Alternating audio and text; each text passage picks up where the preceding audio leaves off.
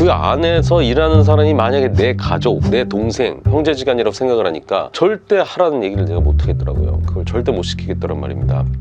네, 안녕하세요. 창필직입니다. 오늘 이 영상은 창업자금 3억을 가진 초보 창업자에게 해준 말이라고 지어봤습니다. 초보 창업자가 금액별로 차등이 있는 건 아니잖아요. 3천만 원 가지고 있는 초보, 5천 가지고 있는 초보, 3억 가진 초보, 5억 가진 초보. 제 눈에는 어차피 창필 얘기를 듣고 온갖 공감을 하고 상담료 내고 제 얘기 들으러 오시는 분들은 그냥 다 초보라고 생각을 합니다. 제가 하는 얘기가 뭔가 특별한 얘기도 아니고 장사나 사업을 해보신 분들이라면 일단 뭐 다 아는 얘기일 거예요. 남들 다 알고 있는 거를 전 그냥 그걸 형상화시켜서 얘기할 뿐인 겁니다. 그래서 좀 아는 사람들은 굳이 제 얘기를 듣지 않아도 됩니다. 하지만 초보들은 다르죠. 그분들은 와야 됩니다. 자기 주머니에 쌈짓돈이 지금 얼마가 있는데 이걸 어떻게 살아남아야 되냐, 이걸 물어봐야 된다는 거죠. 돈을 벌 수 있는 얘기는 제가 못해요. 돈은 각자 자기 깜냥대로 가져가는 거는 각자 몫이에요. 하지만 살아남는 이야기는 할 수 있습니다. 제 역할을 누가 저한테 창풀직이 당신 직업이 뭐냐 이렇게 물어본다면 전 이렇게 얘기할 겁니다. 창풀직인 저는 일반인에서 자영업자로 연착륙을 시키는 신분 세탁업자일 뿐이다. 신분이 바뀌고 그 신분이 익숙해진 다음에 그렇게 살아남은 다음에는 장사를 하든 사업을 하든 그 사업이 어떤 형태든 각자의 답을 찾아서 돈을 벌고 그렇게 행복하게 살라는 겁니다. 그래서 제 상담의 형태는 그저 제 속에 있는 얘기를 제가 다 일단 듣죠. 그 다음에 제 가족, 형제, 친구들한테 저의 속마음을 얘기해주는 형태로 갈 수밖에 없습니다. 이번에 만난 초보 창업자는 3억을 가지고 있는 사람이었어요. 물론 제가 만난 초보 중에는 10억, 20억 가진 사람도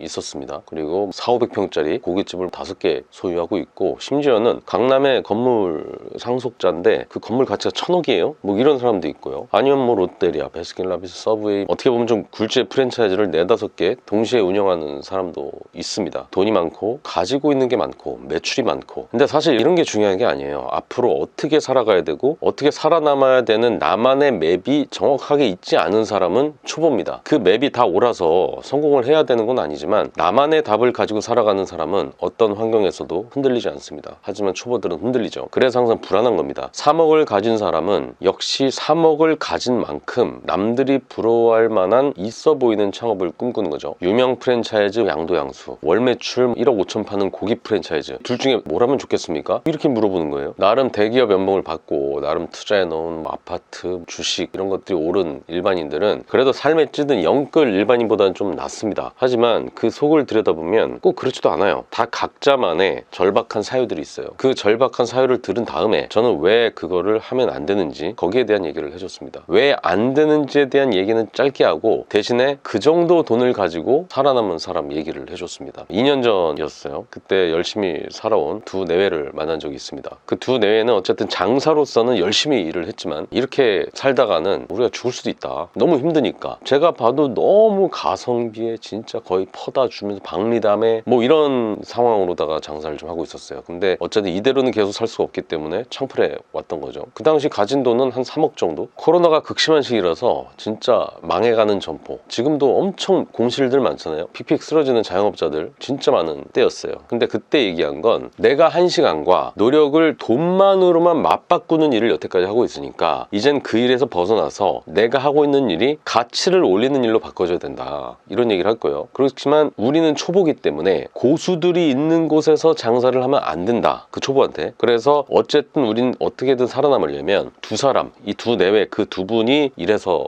버는 시스템으로 처음에 세팅을 해야 됩니다. 이렇게 얘기를 한 거였죠. 그 다음에 한 일은 뭘까요? 내 점포를 찾는 일이죠. 근데 내 점포를 찾는 일이지만 임대차 계약을 하는 임차 물건을 찾는 게 아니라 매매로다가 가게를 찾는 일이었어요. 금매. 건물은 못 사죠. 땅 있는 건물은 못 사고 분양 물건 이런 복합 상가 있잖아요. 그때 전국에 초기 분양가보다 절반 정도로 떨어진 매물들이 많이 나올 때였고 우리는 그 떨어진 분양 상가를 찾아야만 된다. 이렇게 얘기를 한 겁니다. 그리고 당시에 경기도 외곽에 있는 지구 단위 상권에 그 두 사람이 살던 지역은 아니지만 전혀 다른 곳으로 올라와서 물건을 찾아냈어요. 당시 가격이 초기 분양가가 8억대였는데 당시 떨어진 가격대가 한 4억대였어요. 초기 분양가가 8억대였다는 건 분양 수익률을 4, 5% 정도 잡으면 임대료가 한 300만 원 정도? 그 정도의 점포라는 걸 의미합니다. 근데 그 매물이 4억대로 나온 거는 임대가 지금 나가지가 않아서 점점 임대료가 계속해서 떨어져서 300에서 200, 200에서 150 이렇게 떨어지는 거고, 그 임대료로 자영업자가 살아남지 못하니까 그렇게 공실이 되고 나온 거죠. 근데 그렇게 해서 공실이 됐어. 그렇게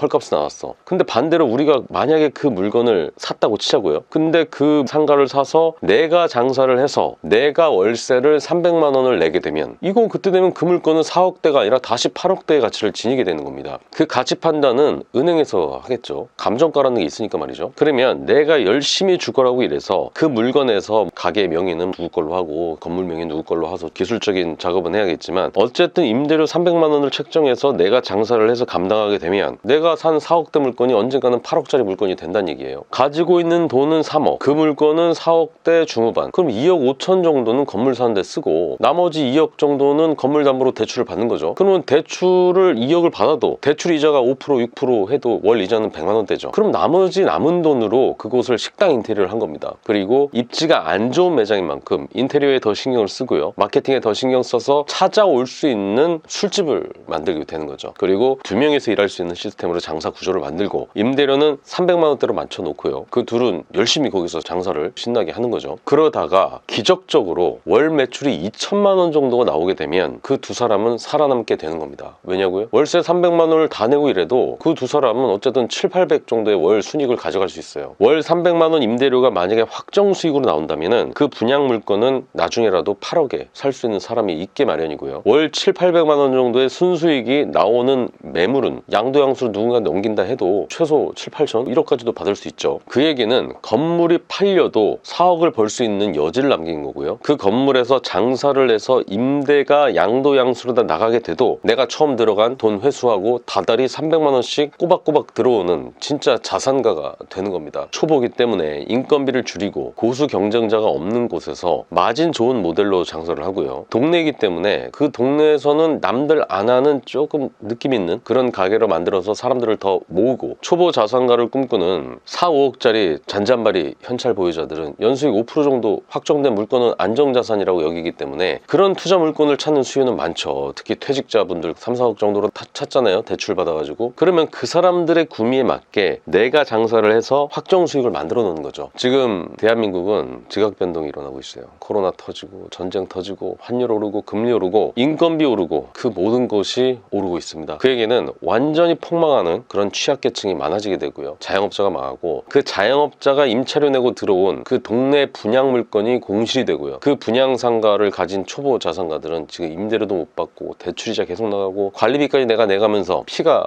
마르니까 지금 매물들을 던지고 있습니다. 그걸 잡아야 됩니다. 유명 프랜차이즈 매출 5, 6천, 근데 가져가는 돈 고작 해봐야 5, 600, 보증금 1억, 월세 600, 권리금은 2억, 유명 고기 프랜차이즈는 무조건 매출은 1억대 나온대. 근데 본점에서 순수익으로 이야기하는 월 2, 3천만 원 수익, 점포비로 뭐 최소 3억, 인테리어 비용은 2억 해서 뭐 총 5억 투자. 그 매출을 감당하려면 임대료는 월 최소 1,000만 원 이상 나올 거고요, 그 매출을 감당하기 위한 인건비는 최소 2천만 원 써야 되고, 그 매출을 내기 위해 감당하는 그 원가율은 막 40% 이상, 그 매출을 감당하기 위해서 입점해야 되는 상권은 다 선수들이 모여있는 경쟁자들이 줄줄 있는 상권이고, 그 초보가 어떻게 10여 명에 달하는 사람들을 컨트롤해서 경쟁자들이 이겨냅니까? 그 안에서 일하는 사람이 만약에 내 가족, 내 동생, 형제지간이라고 생각을 하니까 절대 하라는 얘기를 내가 못 하겠더라고요. 그걸 절대 못 시키겠더란 말입니다. 생각만 해도 끔찍한데 어떻게 내 가족한테 시킵니까? 그래서 초보니까요, 그 3억을 없어질 수 있는 창업이 아니라 그 3억을 일단 지킬 수 있는 창업, 내가 감당할 수 있는 매출에 내가 감당할 수 있는 인건비, 내가 감당할 수 있는 초보들이 모여있는 곳에서, 그곳에서 매매 물건을 먼저 찾으라는 이야기를 했습니다. 그 매매 물건을 찾은 다음에 내가 하고 싶은 아이템이 아니라 그 매물에 맞는 내가 할 수 있는 창업을 하라고 그렇게 얘기를 했습니다. 혹여 좀 여유가 있는 돈을 가지고 계신, 창업비를 가지고 계신 초보라면 지금 앞서 얘기한 이런 사례처럼 일단